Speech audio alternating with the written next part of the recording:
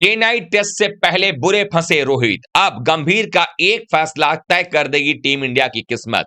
कैसे भारतीय team Adelaide test match में करने जा रही है फतह, क्या होगी पूरी टीम कॉम्बिनेशन, किस तरीके से भारतीय टीम करने जा रही है वो फैसला जो रच देगा ऑस्ट्रेलिया में इतिहास, सब कुछ आपको हम बताने वाले हैं इस वीडियो में। तो वीडियो पूरा देखिएगा, पसंद आए तो लाइक कीजिएगा, शेयर कीजिएगा दोस्तों में भी, और चैनल पर पहली बार आए हैं तो क्रिक रोस्ट की फैमिली में सब्सक्राइब का बटन दबा करके अभी शामिल हो जाएंगे। चलिए वीडियो को शुरू करते हैं। आप सब जानते हैं कि गौतम गंभीर इस वक्त भारत में हैं और वो बहुत ही जल्द ऑस्ट्रेलिया लैंड करने वाले हैं।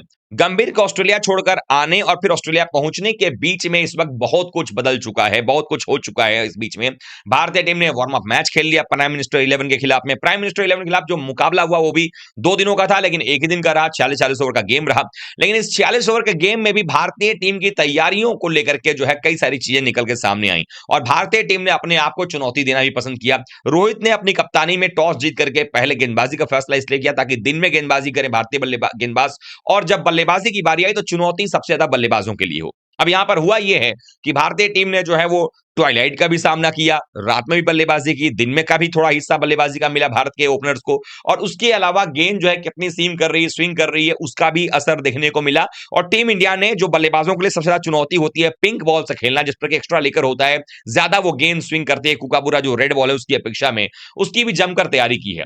और अब जब टीम इंडिया एडिलेड में पहुंच चुकी है रोहित की अगुवाई के अंदर में, तो एडिलेड टेस्ट मैच 6 तारीख से शुरू होगा। वहां की विकेट भी तैयार कर ली गई है, सब कुछ बेहतर। ऑस्ट्रेलिया अपनी प्रिपरेशन कर रहा है, भारतीय टीम भी अपनी प्रिपरेशन जो है वो शुरू कर देगी अगर देखा जाए तो 3 तारीख से। तो ऐसे में अब एक ऐसा पेच फंसा है जिसको कि गंभीर और रोहित ही मिलकर सॉल्व कर सकते हैं। वो पेच ये है कि आपने पिछले टेस्ट मैच में देखा था कि 2 ऐसे प्लेयर थे जो कि रोहित की जगह पर और साथ ही साथ अगर देखा जाए तो गिल की जगह पर खेल रहे थे। एक हो गए जुरेल और एक हो गए देवदत्त पडिक्कल। अब चूंकि जुरेल आपके रोहित शर्मा भी आ गए हैं और गिल भी आ गए हैं, तो पडिक्कल और जुरेल दोनों बाहर हो गए हैं।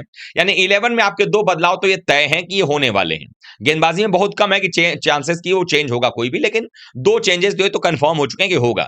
गिल ने आकर शानदार पारी भी खेली है, वार्म अप मैच के अंदर में उन्होंने कॉन्फिडेंस भी दिखाया है।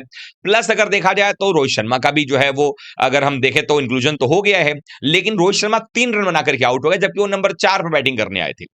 टीम मैनेजमेंट ने कहीं ना कहीं यह तय कर लिया, उसमें कहीं ना कहीं हामी गंभीर की रही होगी कि भाई ओपनिंग में चेंज नहीं होगा, केएल और जायसवाल ही ओपनिंग करेंगे।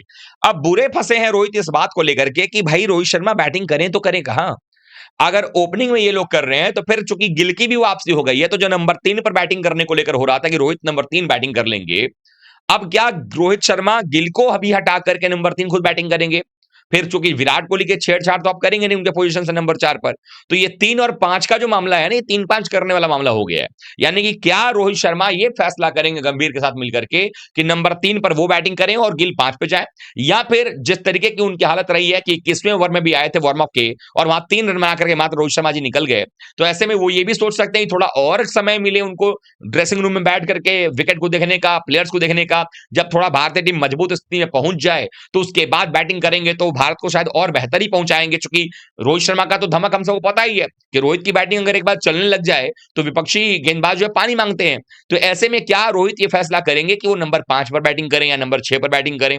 हालांकि 5 नंबर पर रोहित ऋषभ पंत भी बैटिंग करते हैं, लेकिन हम सबको पता है कि ऋषभ जो है 6 पर भी बैटिंग करते हैं, 5 में बैटिंग कर दोनों बैटिंग करते हैं वो। तो ऐसे में रोहित नंबर 5 बैटिंग कर सकते हैं।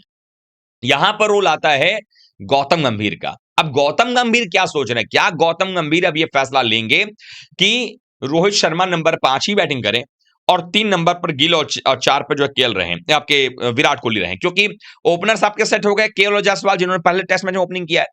3 नंबर पर गिल के आते ही उनको अगर आप जगह देते तो उनकी भी जगह कोई छेड़छाड़ नहीं, 4 नंबर पर विराट से भी छेड़छाड़ नहीं। तो जो छेड़छाड़ हो रही है ओपनिंग से, उसी ओपनर की जगह जब बन रही है तो टीम पे 5 या 6 नंबर बनती है।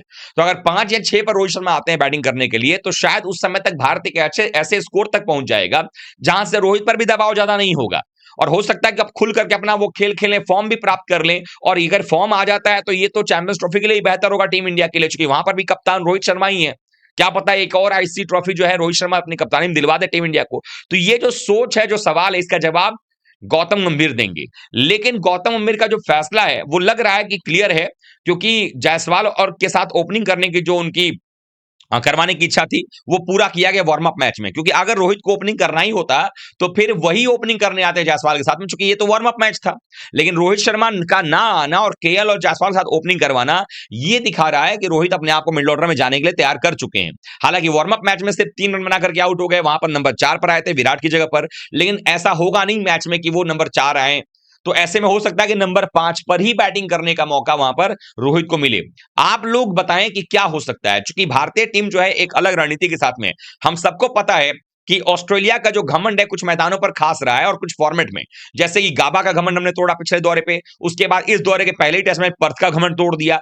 अब जो एक उनका सबसे बड़ा रुतबा रहता है कि वो जब भी कोई टूरिंग टीम आती है उनके यहाँ, वो लोग day night test match Adelaide में कराते हैं। उसके पीछे कारण ये है कि एक तरफ से मैदान खुला हुआ है, अब हवा चलती है, जो ये कुकाबूरा जो पिंक बॉल है ये इस पर एक्स्ट्रा लेकर होता है, ज्यादा देर तक शाइनी रहती है, ये जो है गेंद ज्यादातर हवा में भी स्विंग करती है और ऑफ द पिच भी सीम करती है। तो ऐसे में कहीं ना कहीं उनको ये घमंड रहता है कि हम अगर कहीं हारते भी हैं आगे चल करके तो ये टेस्ट मैच तो हमारा ही है, जीतना चाहिए। तो ऑस्ट्रेलिया का क्या घमंड अब हम एडिलेड में तोड़ेंगे, क्योंकि अगर एडिलेड टेस्ट को भारतीय टीम ने फतेह कर लिया तो आप इसको मान के चलें कि फिर भारतीय टीम जो है वो निश्चित रूप से इस सीरीज को भी जीतेगी और संभवतः 4-0 या 5-0 से तो जीतना तय है भारत का। ड्रॉ होने के चांसेस बहुत कम है, अगर बारिश ना आए किसी भी टेस्ट मैच में तो ड्रॉ होने का कोई चांस नहीं, हर मैच का रिजल्ट आएगा। तो मैं तो ये मान के चल रहा हूं, पहले मैंने जब 10 नवंबर को प्रेडिक्शन दिया तो मैंने कहा था 3-1 या 3-2 से भारत जीतेगा, मैंने भारत की जीत की बात की थी। अब मुझे लगता है कि शायद भारत 4-1 से या 4-0 से भी जीत सकता है। तो ये एक बड़ा अच्छा है, या हो सकता है 5-0 से भी जीत जाए। लेकिन अगर 5-0 का सपना देखना है, ऑस्ट्रेलिया का मनोबल पूरी तरह से गिरा देना है, तो इस टेस्ट मैच में भारत को जीतना पड़ेगा। आप क्या सोचते हैं कमेंट करके बताइएगा, वीडियो को लाइक कीजिएगा, शेयर कीजिएगा और चैनल पर पहली बार आए हैं तो क्रिक रोस्ट की फैमिली में सब्सक्राइब बटन दबा करके अभी शामिल हो जाएगा। मिलते हैं एक बार फिर से, तब तक आप सभी का बहुत बहुत धन्यवाद। थैंक यू सो मच दोस्तों।